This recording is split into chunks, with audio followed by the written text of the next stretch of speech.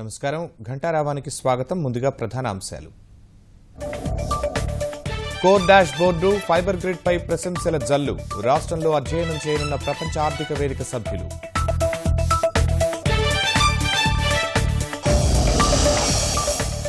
యువశక్తితోనే అద్భుతాలు సాధ్యమన్న ప్రధాని. ప్రపంచీకరణకు అనుగుణంగా పనితీరు మార్చుకోవాలని సూచన.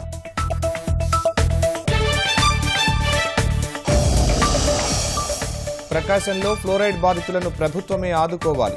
శాశ్వత నివారణ చర్యలు చేపట్టాలని జగన్ డిమాండ్.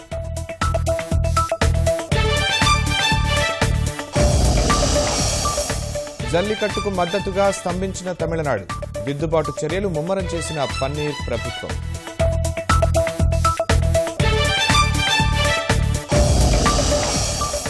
అభ్యర్థుల జాబితా విడుదల చేసిన సమాజ్వాదీ. బాబాయి శివపాల్ను బరిలో దింపిన అఖిలేష్.